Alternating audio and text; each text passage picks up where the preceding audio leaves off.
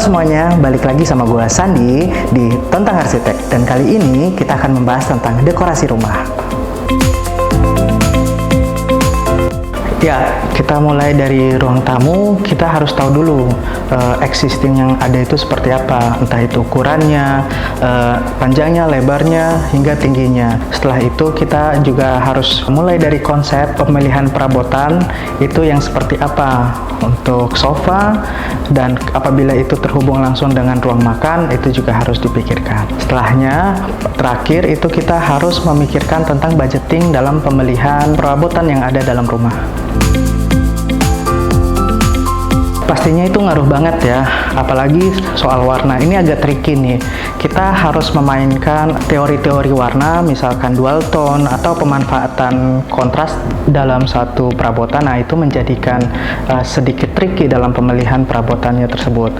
Untuk pola-polanya, kita bisa menggunakan pola vertikal, grid, atau horizontal, sehingga menciptakan ruangan yang terkesan akan lebih tinggi dan juga lebih luas. Menurut saya itu perlu banget ya. Pertama itu kita harus tahu dulu ukuran dalam ruangan itu seperti apa, sehingga kita bisa menentukan perabotan apa saja yang bisa menjadikan sebuah hunian itu menjadi hunian yang compact. Misalnya kita bisa ngakalinnya dengan pemanfaatan cahaya dan openingan yang masuk itu harus seluas-luasnya, jadi semakin terang. Pemanfaatan high ceiling juga itu diperlukan sehingga ruangan menjadi terasa lebih terang. Apabila masih kendala dalam pencahayaan, kita bisa memainkan penggunaan cermin sebagai pantulan dari cahaya yang akan masuk ke dalam ruangan.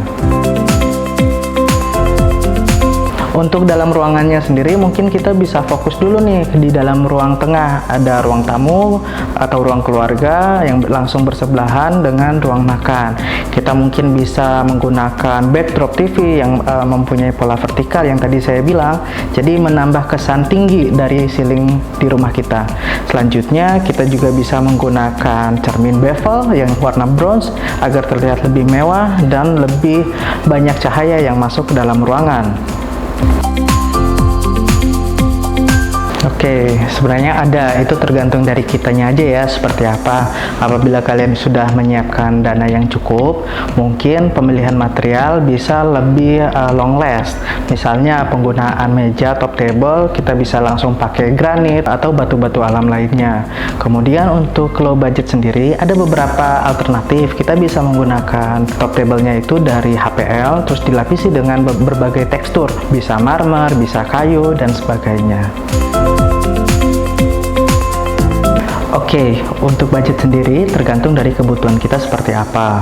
Kita bisa menggunakan berbagai alternatif material hingga bahan untuk mengurangi budget yang tidak diperlukan. Untuk low budget sendiri itu bisa start from 25 hingga 50 juta. Itu menggunakan material HPL, lapisan-lapisan, tapi minusnya adalah tidak bisa bertahan lama dalam udara, cahaya, atau kena cipratan air. Ketika kita menggunakan yang untuk high budget, kita bisa start dari 45 hingga 80 juta.